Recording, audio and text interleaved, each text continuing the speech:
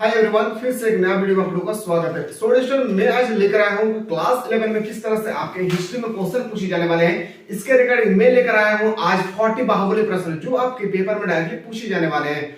Students, video को बिल्कुल आप लोग अंत तक देखेंगे और चैनल पर नए आए तो चैनल को सब्सक्राइब करके बेल आइकन को प्रेस करें। मैं उम्मीद करता हूं कि इन सब प्रश्नों को अगर आप कर लेते हो तो आपके पेपर में इससे बाहर आपसे नहीं पूछे जाने वाले हैं। पर शर्त है कि वीडियो को बिना स्किप किए देखेंगे और साथ ही साथ स्टूडेंट उस स्टूडेंट तक इस वीडियो को सेंड करें जो 2023 में अच्छे अंकों से पास होना चाहते हैं। तो चलिए दोस्तों, हम लोग बिना देख के क्वेश्चन पर मूव करते हैं और जितना भी क्वेश्चन मैं बताऊंगा इसमें 100% एग्जाम के रिगार्डिंग 100% आंखें बंद करके आपको रट लेना है। सभी प्रश्न आपके एग्जाम में इसी तरह से पूछे जाने वाले हैं। तो चलिए हम लोग एक ही क्वेश्चन को देखेंगे। मैं उम्मीद करता हूं कि इससे बाहर आपके पेपर में नहीं छपने वाले, पर शर्त है कि आपको अच्छी तरह से स्टडी करना है। जिसका आंसर आपको पहले से पता है आप उसका आंसर आप लोग कमेंट सेक्शन में बिल्कुल कमेंट करना ना भूले। चलिए पहला क्वेश्चन है आपके सामने कि निम्नलिखित में से विश्व की प्राचीनतम सभ्यता कौन सी है। इसमें आपको बताना है कि विश्व की सबसे प्राचीनतम सभ्यता कौन सी है।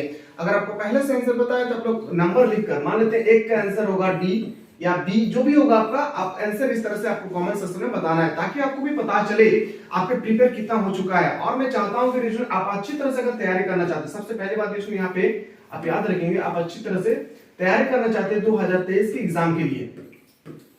इस तरह हमें 2023 में अच्छे अंकों से पास होना है तो आप लोगों के लिए एक न्यू बैच स्टार्ट किया गया है ओनली फॉर, याद रखिएगा, टारगेट, जिसका नाम है टारगेट मिशन 2023। इसमें आपको ओनली फॉर 100% सिलेक्टेड क्वेश्चन बताए जाएंगे, जहां पे डिजिटल ओनली फॉर आपको 149 रुपीस में आपको पे करना है। क्लास 11 में 100% सिलेक्टेड क्वेश्चन बताया जाएगा, जहां पे आपको सबसे पहले हमारे ऐप को डाउनलोड करना होगा।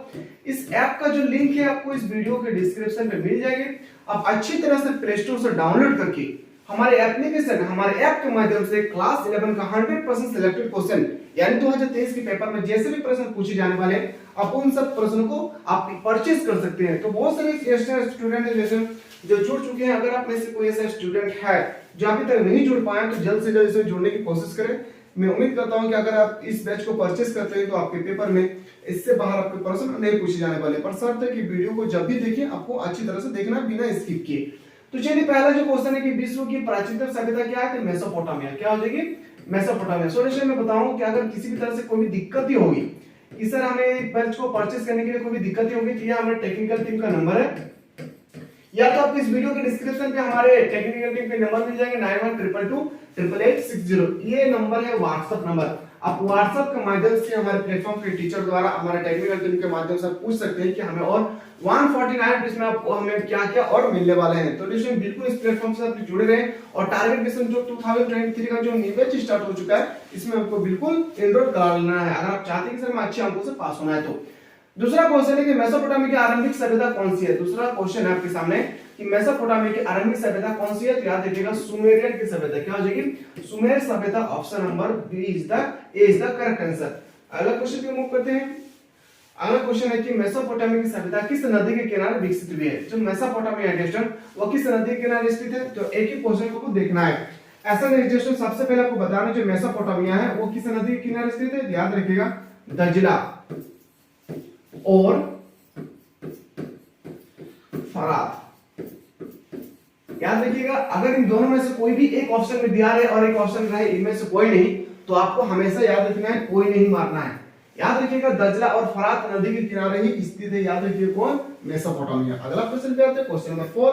बेबीलोन नगर का प्रमुख देवता कौन है? बेबीलोन नगर का प्रमुख देवता क्या है? सूर्य। क्या हो जाएगा? सूर्य। ऑप्शन नंबर बिल्कुल सही होगा डी। और बहुत से स्टूडेंट बता रहे हैं कि मर्दुक होगा या एनलिक या लिनर, तो आप लोग बिल्कुल ऐसा दुर्धर्ष में ना है कि इसका आंसर बी होगा। इसका आंसर बिल्कुल जो हम लोग डिस्कस किए सूर्य इसका राइट आंसर होगा।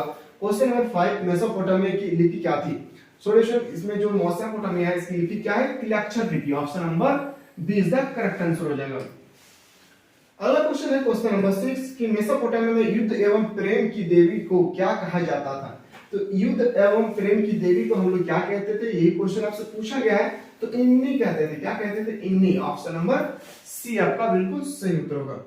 अगला प्रश्न पे आते हैं, क्वेश्चन नंबर 7 कि असुर बनिपाल कहां के शासक थे। तो याद रखिएगा असुर बनिपाल ऑस्ट्रिया के शासक थे। कहां के थे?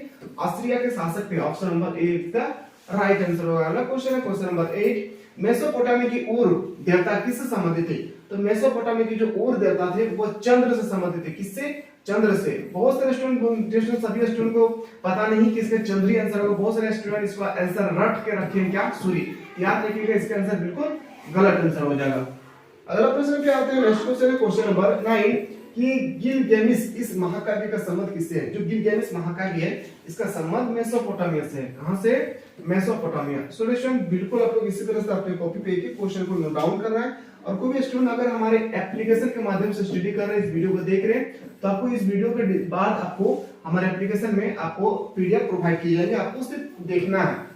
क्वेश्चन 10 जिगुरात का संबंध निम्नलिखित में से किससे था? जिगुरात का संबंध किससे था? याद रखिएगा मंदिर से। कहां से? मंदिर इज द करेक्ट आंसर होगा ऑप्शन नंबर ए। अगला प्रश्न की ओर बढ़ते हैं। अगला क्वेश्चन है कौन सा साम्राज्य 3 महाद्वीपों यानी एशिया, अफ्रीका और यूरोप से विस्तृत रूप से फैला हुआ है? याद रखिएगा रोम साम्राज्य, ईरानी साम्राज्य, option number C is the correct answer होगा ऑप्शन नंबर सी।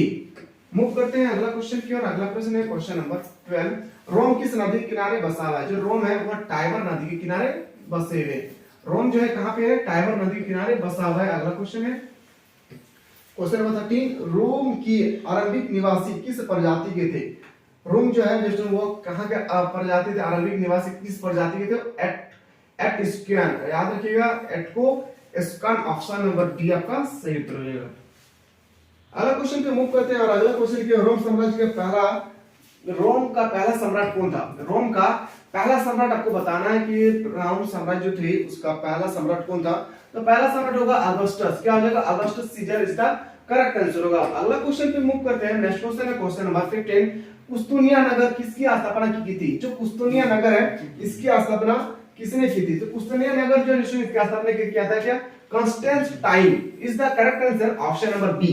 नेक्स्ट क्वेश्चन पे मूव करते हैं। अगला क्वेश्चन है क्वेश्चन नंबर 16 रोम साम्राज्य का प्रसिद्ध चिकित्सक कौन था? इसमें आपको बताना है कि रोम साम्राज्य थे इसका चिकित्सक जो प्रसिद्ध चिकित्सक यानी फेमस जो है आपको बताना है कि फिजिशियन यानी आपका चिकित्सक कौन थे? याद रखिएगा दोस्तों इसका बिल्कुल सही होगा गैलन। क्या हो जाएगा? गलत। आप चाहते हैं कि सर हमको इसी तरह से बेहतरीन तरीके से तैयारी करना है तो आप लोग इस वीडियो से बिल्कुल आप लोग जुड़े रहे इस प्लेटफॉर्म पे। आप लोगों को क्लास 11 के लिए 100% सिलेक्टेड क्वेश्चन बताए जा रहे हैं जहां पे ओनली फॉर 149 रुपीस में आपको 2023 के एग्जाम में किस तरह से आपके पेपर में प्रश्न पूछे जाने वाले हैं सभी प्रकार के प्रश्नों को करवाए जा रहे हैं। मैं उम्मीद करता हूं इन सब प्रश्नों का आप कर लेते हैं तो इससे बाहर आपके पेपर में छपने वाले नहीं है। पर साथ ही कि जब भी आप वीडियो को देखें दोस्तों बिना स्किप किए देखें, क्योंकि इस बीच में दोस्तों मैं इंपॉर्टेंट की पॉइंट नोट करवाता हूं ताकि आप कि एग्जाम में कहीं से भी क्वेश्चन पूछे आपके पेपर पे ना छूटे। जैसे कि दोस्तों अगला क्वेश्चन है कि ग्लैडिएटर किन्हें कहा जाता था? तो ग्लैडिएटर दोस्तों वो कहा जाता था योद्धा, गुलाम के पहलवानों को। Option number D is the correct answer हो जाएगा। अगला क्वेश्चन पे मूव करते हैं। अगला प्रश्न है क्वेश्चन नंबर 18 रोम साम्राज्य की मुख्य भाषा क्या थी? इसमें आपको बताना है कि रोम साम्राज्य की मुख्य भाषा थी क्या? लैटिन। क्या हो जाएगा? लैटिन। ऑप्शन नंबर बिल्कुल सही उत्तर हो जाएगा ए।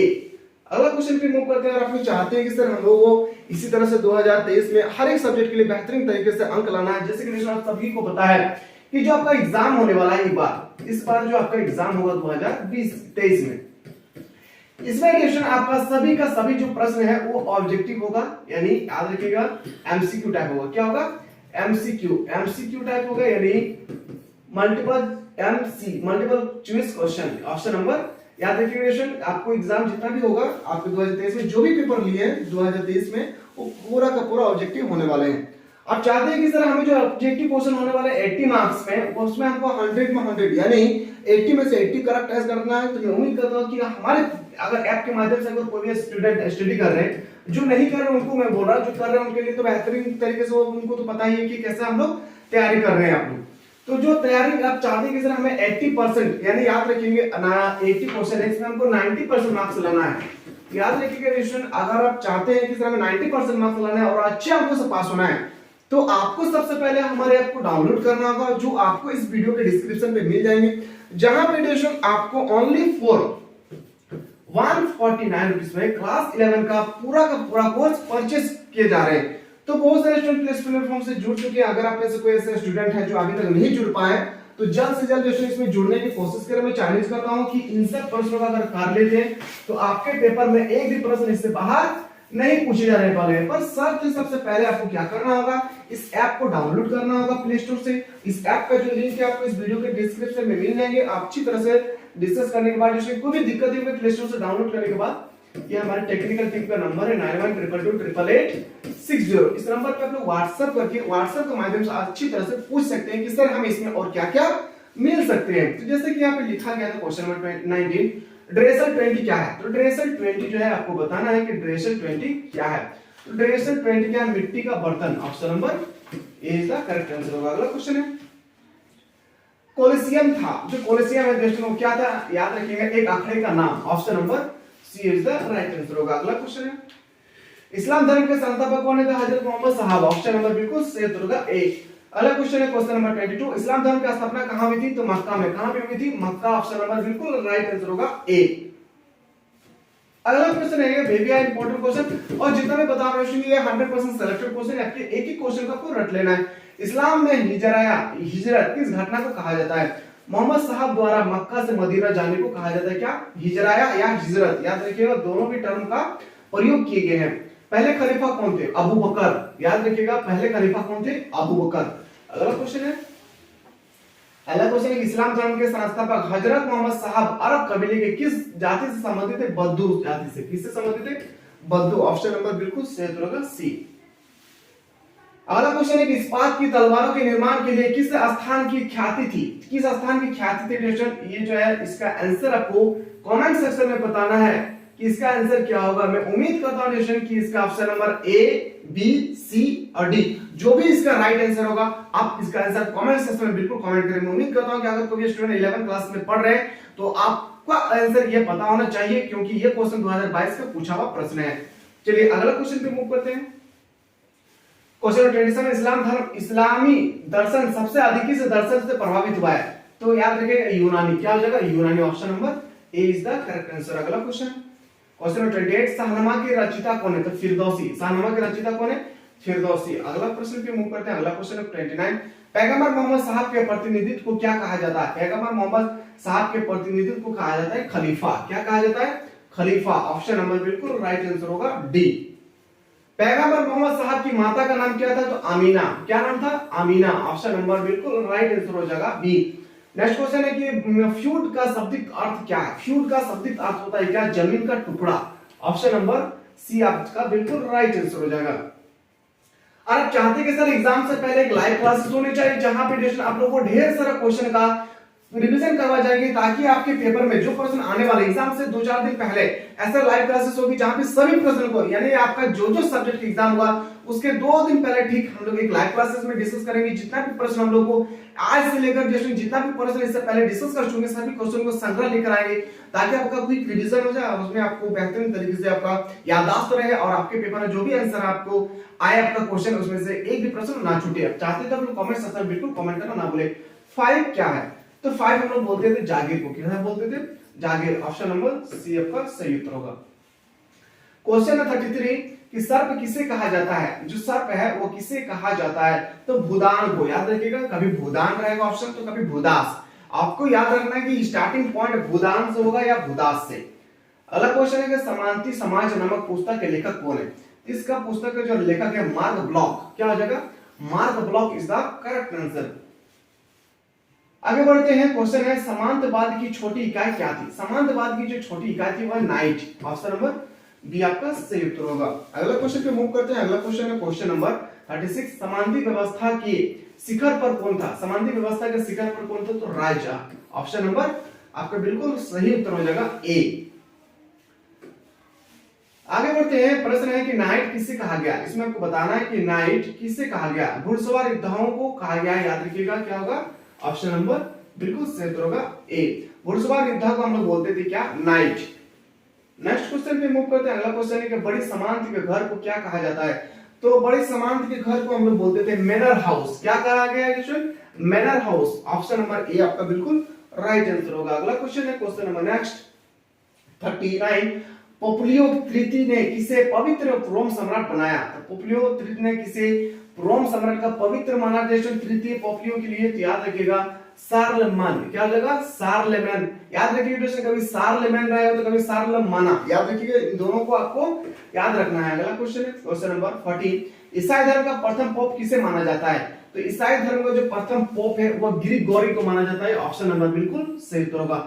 सो दोस्तों यहाँ पे जो हम लोग डिस्कस किया 40 क्वेश्चन, इसके साथ हम लोग मोस्ट एक्सपेक्टेड क्वेश्चन को हम लोग नेक्स्ट वीडियो में डिस्कस करेंगे। मैं उम्मीद करता हूँ कि इन सब प्रश्नों का अगर आप कर लेते हैं तो आपके पेपर में हूबहू इसी तरह से प्रश्न छपने वाले हैं। आप चाहते हैं कि सर हम लोगों को एग्जाम से पहले हर एक सब्जेक्ट के लिए इसी तरह से क्विक रिवीजन करवाइए, तो आप लोग कमेंट सेक्शन में बिल्कुल कमेंट करना ना भूलिए। पर सर टेस्ट की वीडियो देखने के बाद थोड़ा सा भी आप लोगों को अच्छा फील हो रहा है तो लाइक करना ना भूले, और ज्यादा से ज्यादा उस स्टूडेंट को इस वीडियो को सेंड करें जो 2023 में बेहतरीन तरीके से अंक प्राप्त करना चाहते हैं। तो चलिए हम लोग एक न्यू वीडियो मिलते हैं, तब तक के लिए जय हिंद, जय भारत, वंदे मातरम।